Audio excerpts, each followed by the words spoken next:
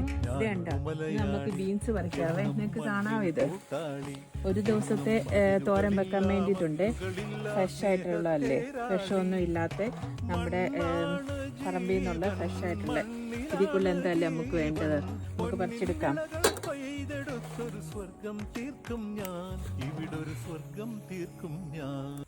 ഞാനൊരു മലയാളി എന്നും മണ്ണിൻ. നമ്മുടെ വീട്ടിൽ നിന്ന് തന്നെ ഉണ്ടാകുമ്പം ഫ്രഷ് ആയിട്ട് തോരൻ വെക്കുന്നതിൽ കൂടുതൽ നമുക്ക് എന്താ സന്തോഷമുള്ളൂ അല്ലേ.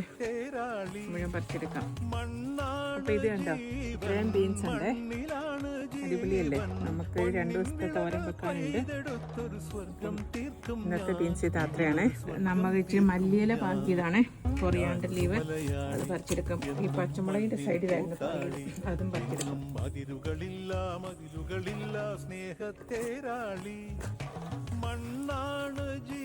ചെറിയ ടൊമാറ്റോ അങ്ങോട്ട് റെഡി ആയിട്ടുണ്ട്. അപ്പം ഇന്നത്തെ വിളവെടുപ്പാണ്. കുറച്ചേറെ ബീൻസ് ഇട്ടിട്ടുണ്ട്, മല്ലിയിലയുണ്ട്, കുറച്ച് ടൊമാറ്റോ, ആവശ്യം തോരൻ വെക്കാനുള്ള പച്ചമുളകും ഇത്രയും പറിച്ചിട്ടുണ്ട് കേട്ടോ. അപ്പം പിന്നെ നെക്സ്റ്റ് വീഡിയോയിൽ കാണാം. Okay, thank you, by.